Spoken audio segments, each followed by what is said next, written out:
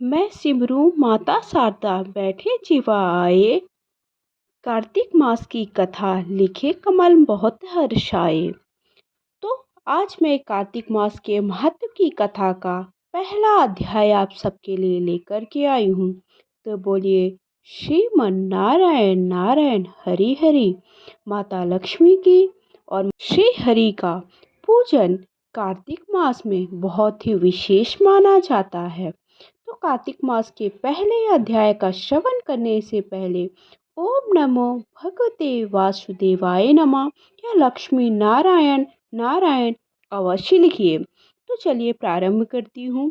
नैमिषारण्य तीर्थ में एकत्र हुए 88,000 शौनकादिक ऋषियों के समक्ष कार्तिक माह के महत्व का वर्णन करते हुए श्री सुत जी महाराज बोले, आज मैं कार्तिक मास के महत्व की जिस कथा को आपको सुना रहा हूँ उसमें ज्ञान प्राप्त करने मनुष्य अपने जीवन को सुखी बना लेता है। पाप कर्म को छोड़कर वह वैकुंठ को गमन करने का अधिकारी होता है। सुत जी बोले, हे ऋषियों, श्री कृष्ण जी के पास से महर्षि नारद जी आज्ञा लेकर चले गए। तो सत्यभामा जी आनंदित होते हुए बोली, हे नाथ, मेरा जीवन सफल है। मैं आप जैसे विश्व वंदित पति को प्राप्त कर कृतार्थ हुई हूँ। मेरे माता पिता धन्य हैं जिन्होंने मुझे जन्म दिया। जो आपको 16,000 रानियों में आपकी अत्यंत प्यारी हूँ। मैंने कल्प वृक्ष आदि पुरुष आपके साथ नारद जी को विधि पूर्वक दान में दे दिया था, परंतु वही कल्प वृक्ष आज मेरे गृह में सदा लहराया करता है।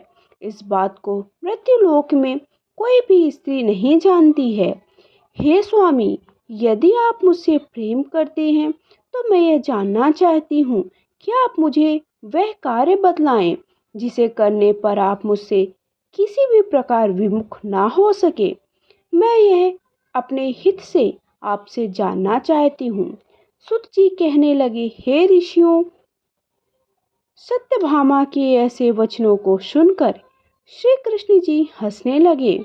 उन्होंने विलास भाव से सत्यभामा की बाह पकड़ ली और उसे कल्प वृक्ष के नीचे ले गए। वहां प्रेम भाव से कहने लगे, प्रिय, 16 सहस्त्र रानियों में तुम प्राणों की तरह प्रिय हो और तुम्हारे कारण ही मेरा देवताओं तथा देवराज इंद्र से विरोध हुआ है। सुत जी बोले, यह विरोध इस बात पर हुआ था कि एक दिन श्री कृष्ण सत्यभामा सहित गरुड़ पर सवार हो जब इंद्रलोक में जा पहुँचे और वहां सत्यभामा की इच्छा पूर्ति हेतु इंद्र से कल्प वृक्ष मांगा। इंद्र के ना देने पर गरुड़ और इंद्र का घोर युद्ध हुआ।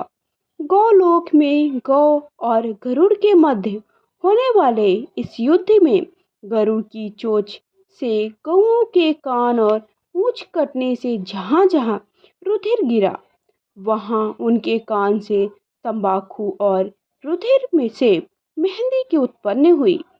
गरुड़ के पंख जहां गिरे वहां से गोभी की उत्पत्ति हुई।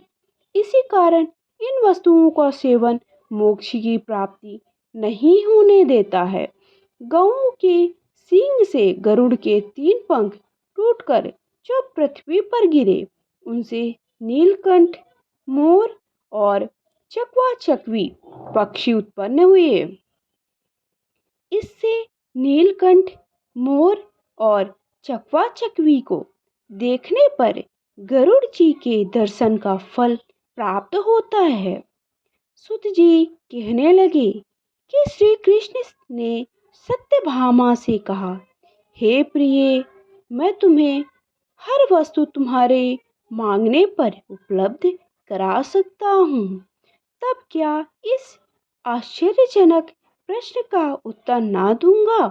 तुम जो भी पूछना चाहो मुझसे पूछो। तब सत्यभामा ने कहा, हे स्वामी, आप मुझे बताएं कि पूर्व जन्म में मैं किसकी पुत्री थी, मेरा कैसा स्वभाव था, मैंने कौन से दान, तप, व्रत आदि शुभ कार्य किए जिससे मैं आपकी अर्धांगिनी बनी। श्री कृष्ण जी बोले, हे प्रिय, मैं तुम्हें यह सब वृत्तांत कहता हूँ, ध्यान पूर्वक सुनो।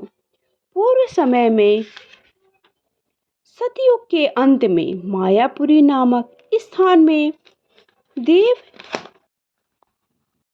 शर्मा नामक अति क्रोध में उत्पन्न एक ब्राह्मण निवास करता था। वह सब वेदों को नित्य पाठ हवन और सूर्य देव की पूजा किया करता था। इसी कारण वह सूर्य की भांति तेज वाला था। उसके वृद्धावस्था में गुणवती नामक कन्या पैदा हुई। विवाह योग्य होने पर उसकी पत्नीहीन ब्राह्मण ने अपनी कन्या का विवाह अपने शिष्य चंद्र शर्मा के साथ कर दिया। चंद्र शर्मा अपनी भार्या गुणवती के साथ अपने ससुर की कुटी पर रहने लगा। एक समय दोनों ससुर और जमाता कुश अथवा समिधा लेने के लिए हिमालय की तलहटी पर पहुंचे। वहां उन्होंने अपने सामने एक भयानक राक्षस को तो भय से उसके शरीर शिथिल हो गए। उनमें वहां से भागने की शक्ति ना रही। उस काल रूपी राक्षस ने उन दोनों को मार डाला। धर्मात्मा होने के कारण तथा सूर्य पूजक होने से दोनों को मेरे पार्षद बैकुंठ लोक ले गए, क्योंकि शिव, गणेश, सूर्य देवी, विष्णु की उपासना पूजा करने वाले सभी धर्मात्मा व्यक्ति स्वर्ग की प्राप्ति करते हैं। मैं अलग होता हुआ भी काल और कर्मों के भेद से 5 रूपों में व्याप्त हूँ। वे दोनों तेजस्वी मेरे रूप को धारण कर विमान पर चढ़कर मेरे लोक में रहकर दिव्य भोगों को भोगने लगे। तो इस तरह से कार्तिक मास के पहला अध्याय समाप्त हुआ।